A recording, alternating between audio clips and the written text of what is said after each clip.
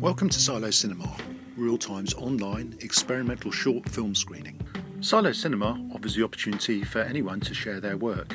For many of the groups that Real-Time works with, it provides a unique opportunity for them to get their work seen.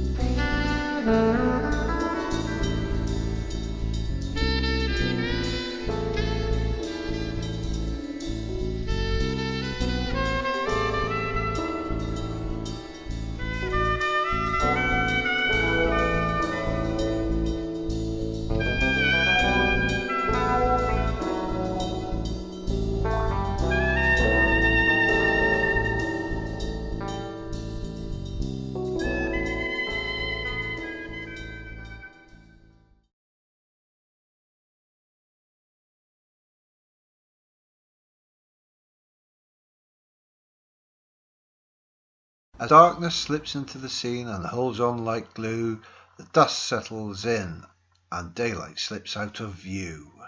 Shadows of darkness do crawl through the street with direction, and customers and shoppers run home for protection. Rows of abandoned placard shops all sealed up with lids, all bowing down to the pandemic called COVID. Shop after shop, street after street, there are no people to see or greet. But with a flick of a switch and a roll of a dice, we all do witness the sunset bowing out that is ever so nice. The serene dusk propels out like a bear from a cage. Roads and trees all want it to take second stage.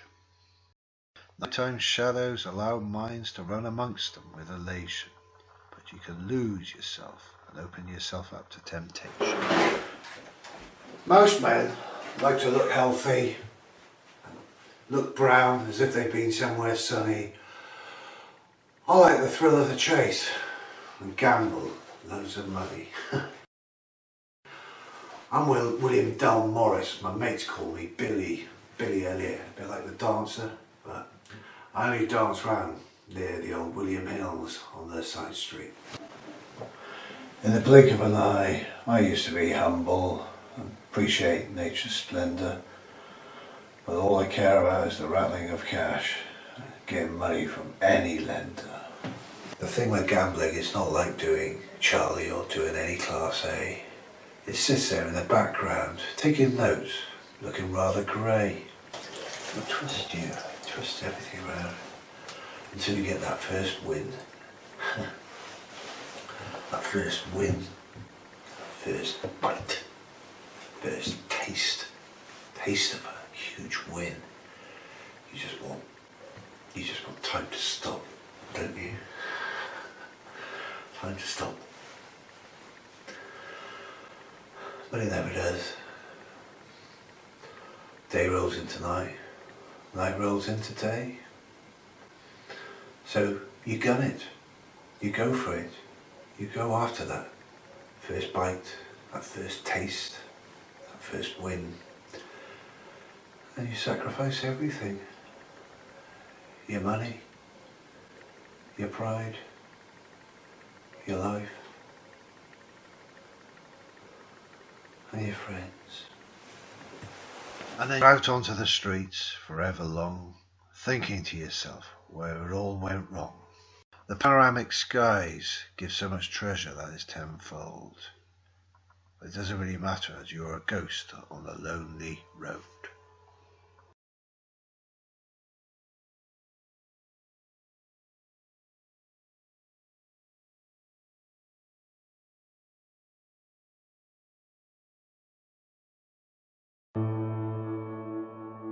Being out there on the street, having no hope and thinking where you're gonna get your next drink or a packet of cigarette, you know what I mean?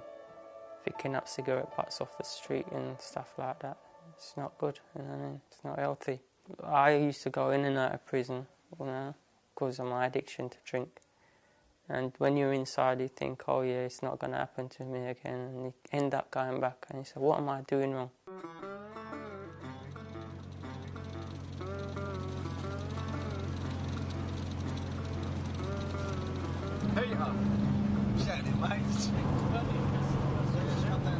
When I was in custody side of things, that was when I came face to face with most. From that point of view, I've tended to see them at the sorry end of their situation. Days of old, what a life, what a life. But days are new, doors open, days are bright. Rehab done, happy with life. Take it all in, old to new. There's a lot of suggestion that a lot of crime is committed by people committing crime to feed the habit, and I don't necessarily dispute that. Okay, been there for a while, be quiet, okay, and we'll get on with the things you've asked for, alright?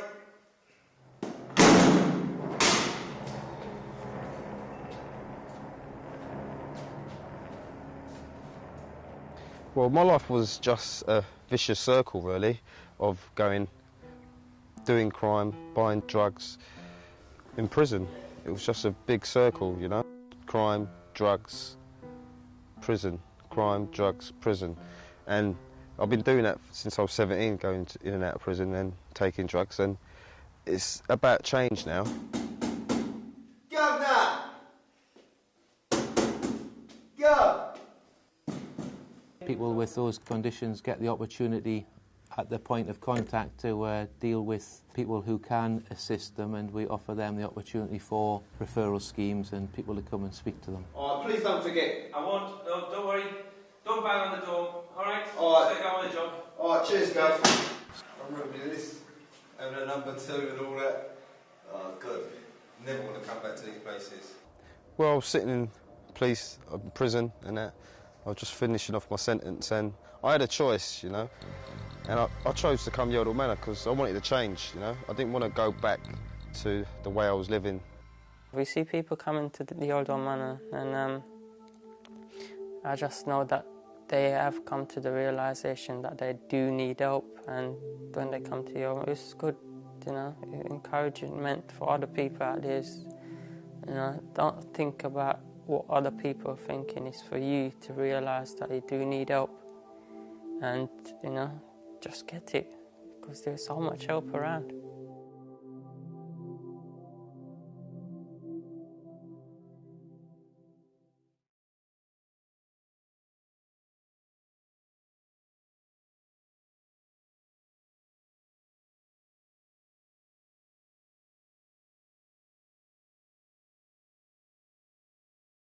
Hallucinations are mostly pleasant and enjoyable. They're quite fun and entertaining. Immensely grateful for those. There are some hallucinations where I feel as if my face changes, so I no longer have my own face. I have the face of another person. I can't concentrate. If I'm watching TV and I feel as if I got someone else's face, I don't know what to do. I feel as if I'm lost, as if I'm not myself. I just have to get up and walk around and I become disorientated. Some voices are very endearing and very sentimental and very caring. I mean, authentically so. The way your loving grandfather would talk to you, that duality is in place. The voices do turn and become quite nasty and malevolent. The voices don't just talk in my head, they talk through me. The voices aren't always in the mind, they're not always appearing as if they're coming from around me. I feel as if I become the voice and the voices talk through me, at me.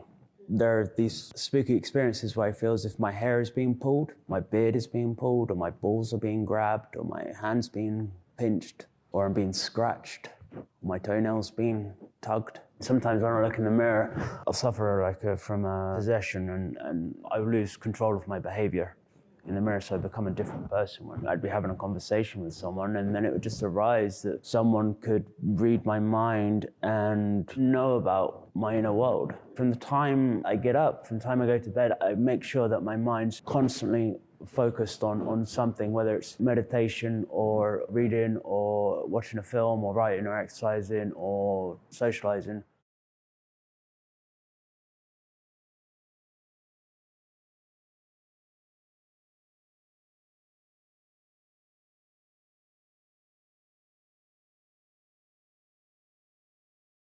Hello, I'm Martin Lehman. Hello, my name's Philip, and this is about a boy called Kenny and his dreams of working in his favourite shop. Enjoy the movie. Enjoy the movie.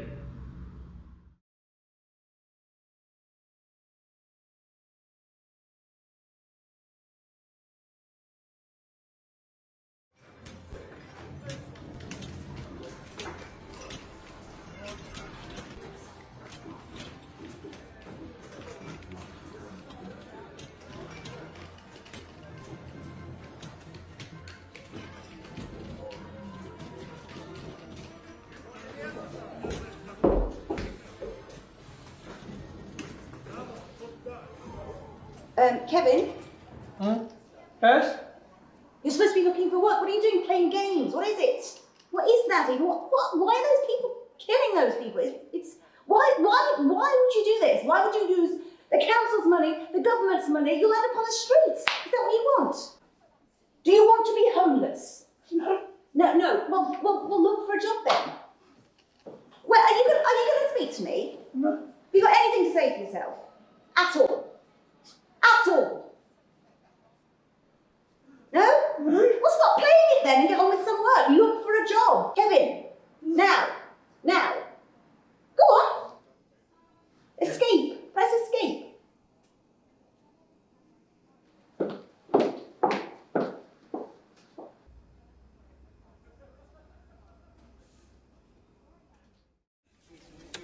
I'm looking forward to starting my new job at Play and just getting the store ready for Christmas. Huh, Christmas already? I can't believe it's Christmas already. Can you? Yeah, I'm really pleased about it. That's good. You are an asset to the shop. Yeah, you could be the manager one day. Yeah, yeah. You proved those job centre people wrong, haven't you? Yeah, I've proved that I could get a good job after. You have indeed. You have indeed. Yes. Yeah. Well, especially with that farting thing under control, because your farts could power the national grid. Yeah, you said to me the other day that we should time travel back to when you're in the job centre and tell your past self it'll be okay, everything will be alright. Yeah, shame you couldn't do that with farting, because that would because those farts are powerful. These off to the manager. I'll be right back. Better have them approved for manager to put on the shelf.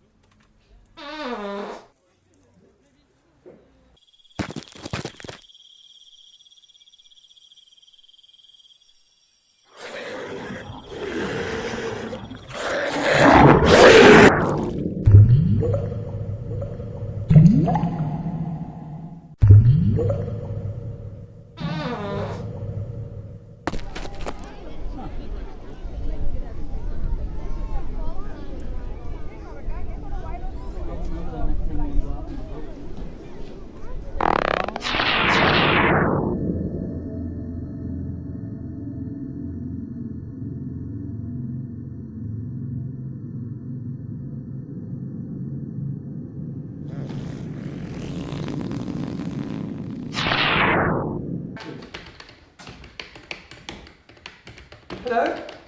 Hello?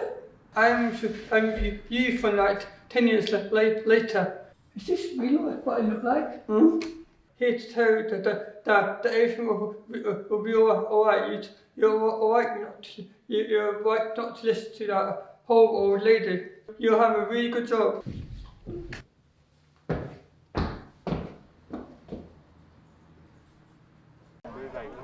Hi everyone, it's so good to see so many people here. We're here to acknowledge Play's Employee of the Year, and it gives me great pleasure to ask Kevin to come up and accept his award.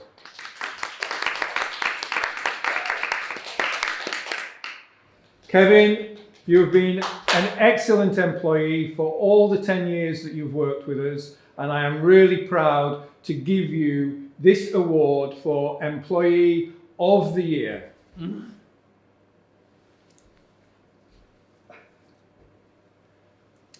If you'd like to stand just here and say a few words. Thank you everyone for my award. I really appreciate this award, and I've really enjoyed working for over the last 10 years here at the store.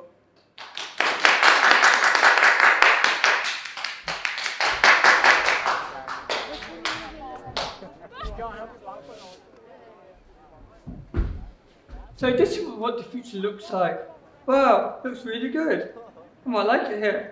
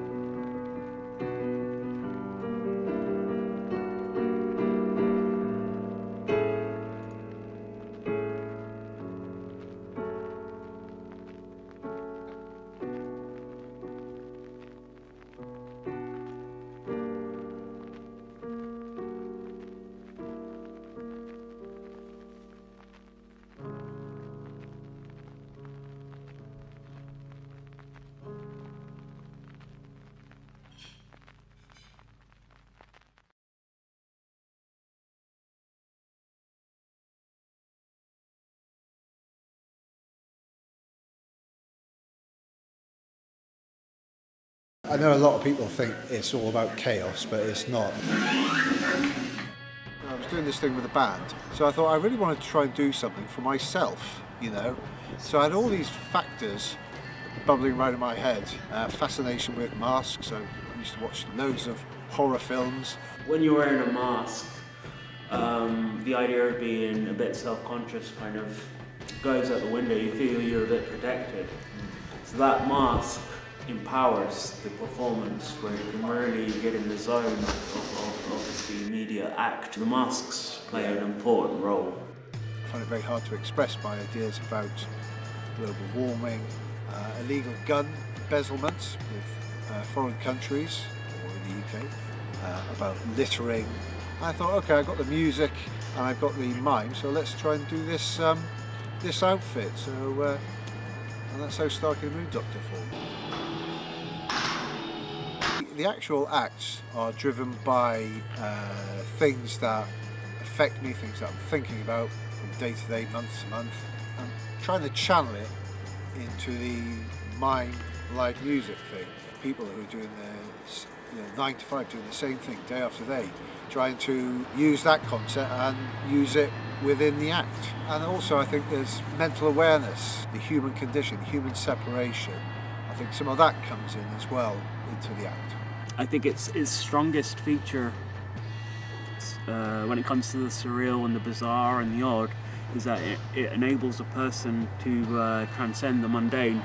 The mundane for a lot of people is a source of great frustration and boredom, and anything that enables a person to transcend that is a kind of remedy and a kind of catharsis, a kind of therapeutic means to access states of consciousness which aren't available when we're in the doldrum of 9 to 5 existence, or depression, feelings of frustration.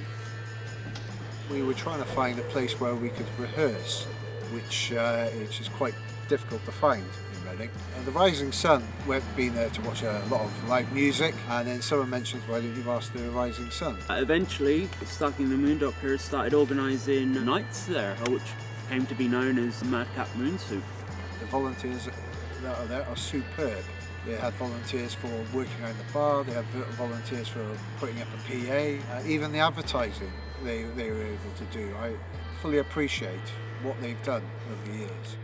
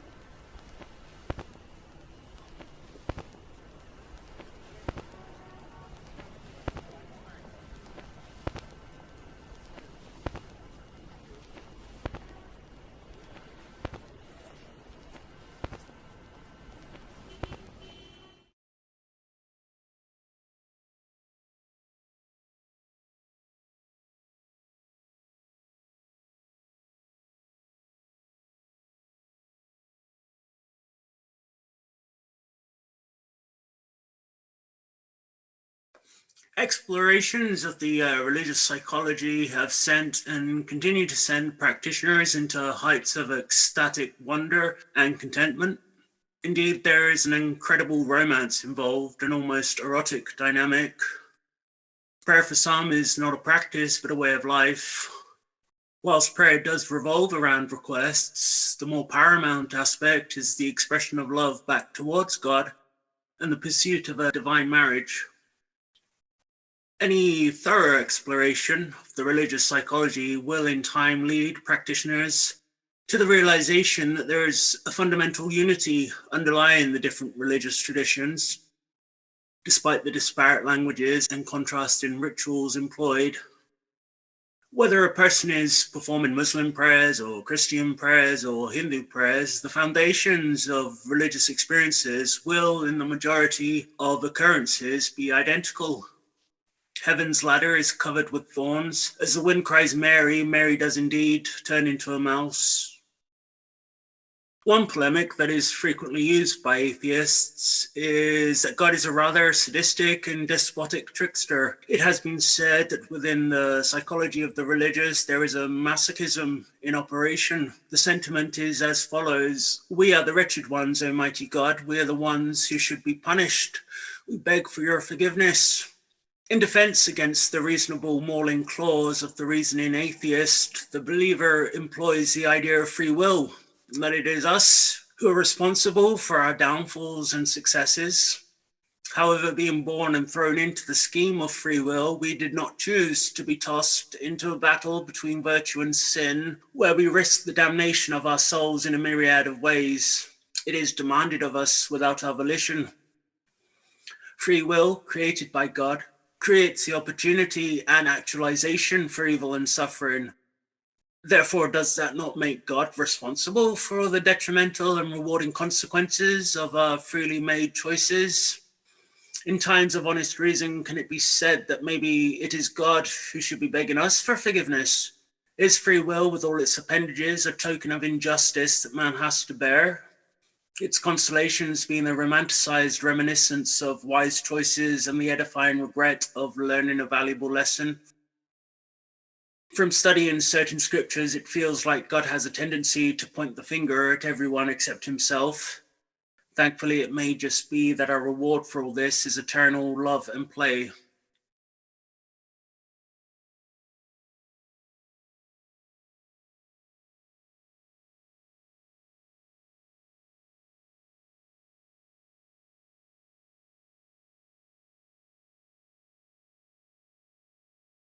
It's strange how you can be dying yet not know it. I am very ill but don't know and can't tell. My body is about to be overwhelmed by an infection. The logical endpoint of the infection is full-blown sepsis. The probable endpoint of sepsis is the catastrophic failure of all major organs and thus death. I walk into A&E. Yes, walk. Remember, I have no idea I am dying. After walking in, I spend exactly 17 minutes in A&E. A personal best. Then I'm hurried upstairs to a surgical department. A blood test is done immediately.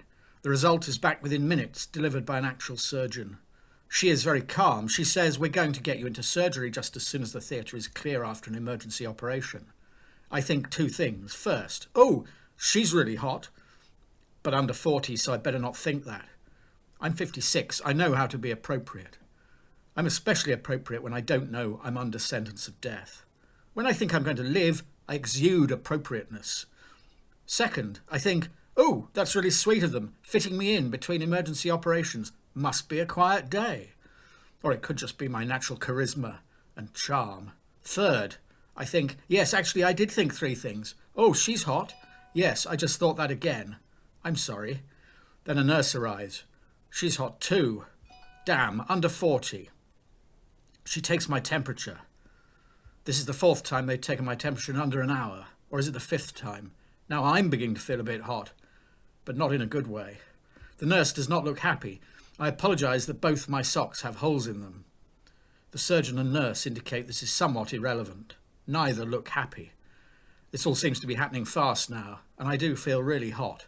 The surgeon disappears. My partner appears and makes me sit down. She is really hot and is over 40, so I could say that out loud, but somehow fail to do so.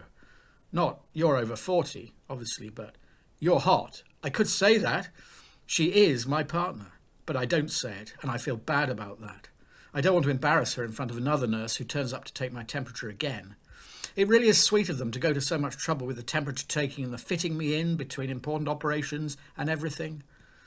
I don't know if the new nurse is hot, because somehow I'm just not noticing the really important things anymore.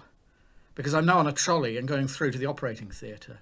And the trolley is banging through those flappy double doors like you see in films where a hospital trolley is banging through flappy doors carrying a patient to a life-saving operation, except in this case they're just fitting me in between emergency operations because they're sweet and I am charming, don't forget that. Even though at the end of the trolley my toes are sticking out of my socks and...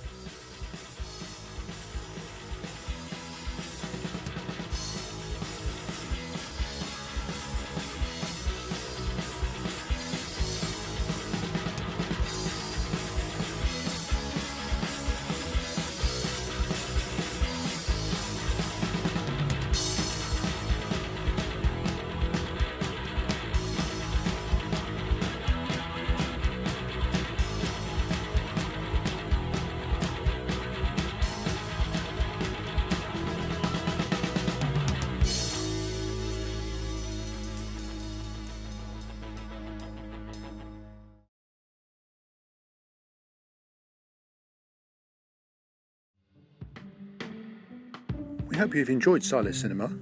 If you've got a film you'd like to show or an idea for a future theme for Silo Cinema, then please get in touch with us. We'd love to hear from you.